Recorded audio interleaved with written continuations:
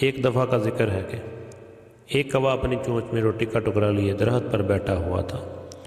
اتفاق سے وہاں سے ایک لومڑی گزر رہی تھی۔ لومڑی کو بڑی بھوک لگی ہوئی تھی۔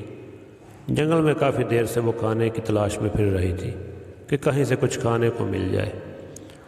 اچانک اسے کوے کی چونچ میں روٹی کا ٹکڑا نظر آیا تو دل میں کہنے لگی کہ کاش یہ روٹی مجھے کھانے کو مل جائے۔ لومڑی کو ایک ترکیب سوجھی، کوے کی طرف دیکھ کر بولی، او کوے میاں، واللہ کیا حسن ہے، کیا رنگ ہے، تمہارا بلبل کے پروں میں بھی ایسی سیاہی نہیں، گردن ہے تمہاری سراہی کی طرح اور پر ہیں چمکدار، یہ شان پرندوں میں کسی اور کی نہیں۔ اگر تمہاری آواز سریلی ہوتی تو دنیا میں تمہارے مقابل کوئی نہیں تھا، لاجواب ہو تم۔ کوے نے یہ بات سنی تو دل میں کہنے لگا، شاید یہ واقف نہیں، ورنہ میری آواز کوئی کم سریلی ہے۔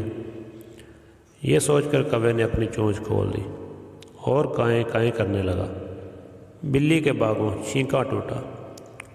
کوے کی چونچ کھلتے ہی روٹی کا ٹکڑا نیچے گر گیا۔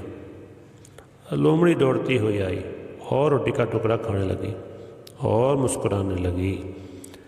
کوا لومڑی کو ٹکڑ ٹکڑ دیکھنے لگا اور کہنے لگا، یہ میری آواز کی نہیں بلکہ روٹی کی دیوانی تھی۔ لومڑی بولی، کوے میاں، آواز تو تمہاری بڑی سریلی ہے لیکن عقل موٹی ہے۔